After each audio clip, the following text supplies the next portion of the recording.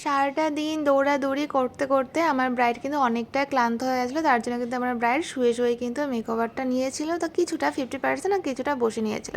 তো যাই হোক না কেন, এই হচ্ছে আমার মিষ্টি ব্রাইডের হচ্ছে ফাইনাল লুক। দেখো কেমন লাগছে। আর এই যে সাদা কালারের শাড়ি পরা রয়েছে না, এটাও কিন্তু আমি পার্টি মেকওভার করি, কিন্তু আমি ব্যস্ততার কারণে বর যেহেতু চলে এসেছিলো ওর জন্য কিন্তু ওকে আমি ফটো ভিডিও সেই মতন কিন্তু আমি তুলতে পারিনি বলে আমি পোস্টও সেভাবে করতে পারিনি।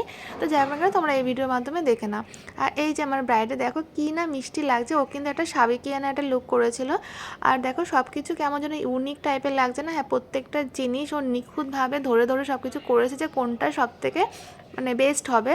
তার মধ্যে আমাকে ও চয়েস করেছে যে কিনা দিদি তুমি হচ্ছে আমাকে সাজাবে। তো যাই হোক না কেন, এইটাও আমার খুব ভালো লেগেছে। যাই হোক না কেন, তো এই হচ্ছে আর এখানে ছাদনাতলা নেই। তোমরা বলতে পারো এখানে কেন হচ্ছে, কারণ ছাদনাতলার যে জায়গাটা ছিল ওখানে অনেকটা ছোট জায়গা ছিল স্পেসটা। তো ওখানে ঘোরার জন্য খুব প্রবলেম হতো। ওদের মধ্যে অনেক রিচুয়াল আছে যে বাড়ির লোকজন নিয়ে ঘুরতে হয়। তো তার জন্য আলাদা একটা জায়গাতে এই রিচুয়ালগুলো করা হয়েছিল। তারপরে মেন কাজগুলো ছাদনাতলাতে করা হয়েছিল। তো যাই হোক না কেন, আমার এই ব্রাইডের সাবেকিয়ানা লুকটা কেমন লাগলো অবশ্যই করে কমেন্টের মাধ্যমে জানাবে। আর এটা কিন্তু ফার্স্ট টাইম কিন্তু ঠিক এরকমভাবে কিন্তু আমি আমার ব্রাইডকে সাজিয়েছি। আর এই সাজানোটার উদ্দেশ্য ছিল কিন্তু আমার হচ্ছে একটা ব্রাইড বলতে একটা শ্যুট করেছিলাম একটা মডেলের পরে, যার পরে কিন্তু একটা সাবেকিয়ানার পরে কিন্তু একটা শ্যুট করা ছিল। তো ওই সাজটা ওর দেখে খুব পছন্দ হয়েছিল বলে ও ঠিক তারই রেফারেন্সে একটা লুকটা চেয়েছিল বলে সেই লুকটা করা হয়েছিল।